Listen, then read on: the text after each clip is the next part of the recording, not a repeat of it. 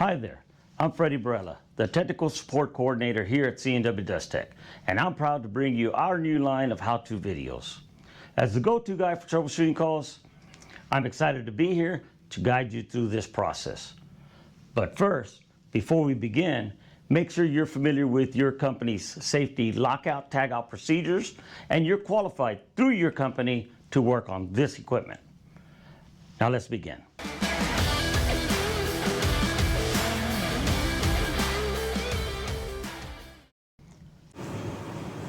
Hello everybody, it's Freddie Barella, and I'm standing here with Hank Nelson with Titan Ready Mix, and they've just recently installed a CP5250, a truck charging point dust collector. We're out here to go and look at the operations of the dust collector.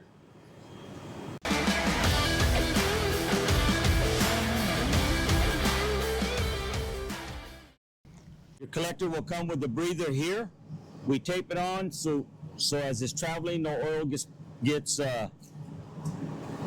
spilt while it's traveling, and this breather needs to go right in here.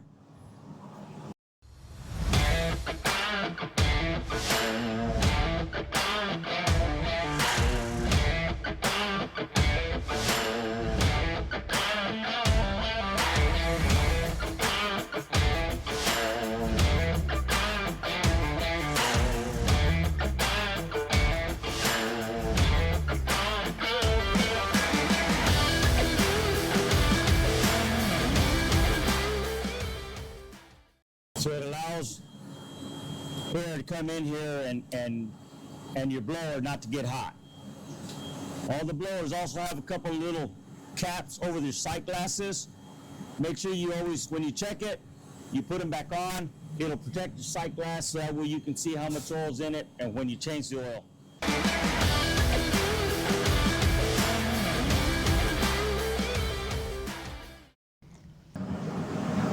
All right, Hank. Why don't you take us through the process of how you start this up? All right, this is what we'll do. We'll turn this on, gives the power. You can hear all the pulsators and everything kicking on. You hit the start, fire it up, then go back to stop. Then you can check for rotation of your motor, make sure it's turning correctly. If everything's good there, hit the start button and run like crazy. Okay.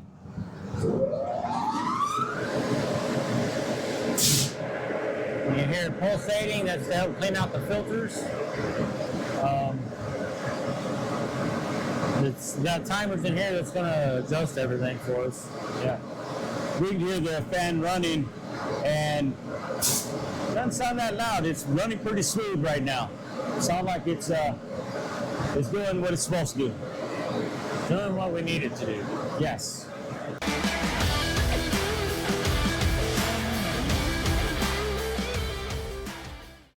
All right, we're going to turn this on. You hear the fan wind up, you hear the first pulse, and then this will continue pulsing as the collector is running. And you should be hearing a good strong pulse. Remember folks, you need 90 to 100 PSI on your air regulator so we can get a good clean pulse and clean those filters properly. We've reset this to the test settings so that way we can hear the recycle turn on and make sure that it's operating. So we're going to hear the recycle kick on here in about a minute or 2 minutes. We're going to hear, in a minute, we're going to hear the vibrator, the butterfly valve is going to open, and then the recycle is going to kick in for about a minute and return any material that's been captured in the hopper. So right now, the vibrator's kicked on. The butterfly valve is already open. Here's your indicator showing the direction of the disc inside. So it's open, allowing material to drop into the hopper. And once it finishes, it will close, and the indicator will turn the way of the disc.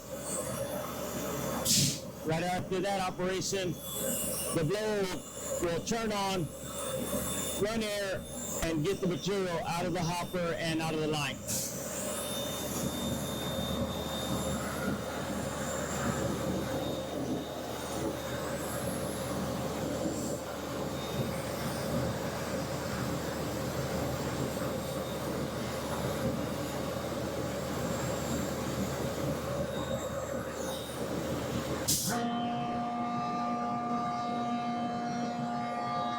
So now you hear the return blower kick on. This is the way it should be sounding when you have a new startup.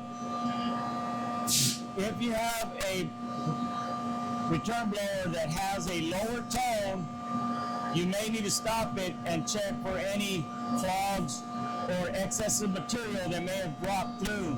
So we always got to watch the operations, make sure it's running in the time it's supposed to.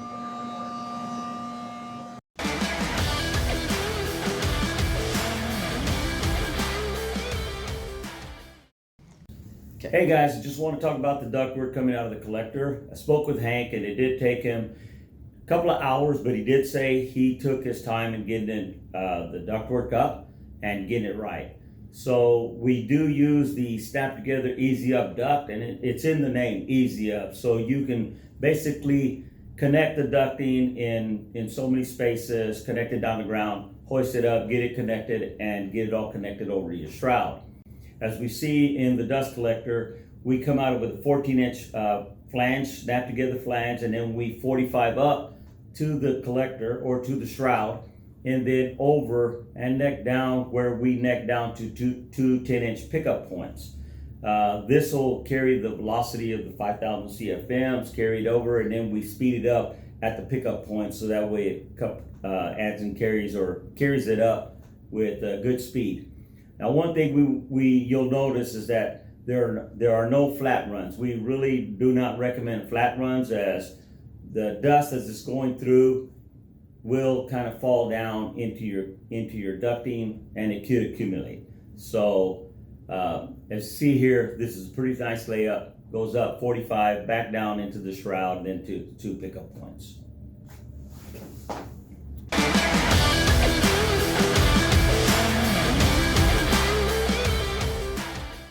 Says you can go ahead and shut it down. Okay. Stop button. Hold on. So you notice he turned it off. What we recommend is that you leave the collector on, the main power on, for at least 15 minutes along with air going to it at the end of the day, or maybe even in the middle of the day when you have a little lull in your chargings. That way you heard a pulse, and this goes down through a blow down cycle where it continues to blow down the filters, clean the filters without any resistance coming from the fan. This gives you clean filters when you come back to start up the next day. So if you see an issue where you start off good on Monday and then on Friday or Thursday you're seeing a little bit more resistance through your mini heligauge, we want to make sure that you're allowing your central dust collectors to do a blow down cycles on the cartridge bolts and the back bolts. So always remember, make this, if you can, to be the second to the last thing you turn off, and the air, your compressor, the last thing, or your generator. So that way it allows it to clean. It can be 10 minutes, it can be, a couple of minutes, but with it pulsing for at least 8 minutes or something like that, so that way it'll clean the filters, and then in the morning when you come on, it will take all the dust out with your first recycle. Sounds good. Okay. All right, folks. Thank you very much for allowing us to come out here and shoot this operations. We appreciate it. I hope you'll be happy for many, many years with our collector, and it does the work. You can always call me. I am the technical support coordinator, so you'll be directly talking to me if you have any issues. If you find this video helpful, please make sure to hit that bell, like, and subscribe to our channel. From all of us, C&W, thank you.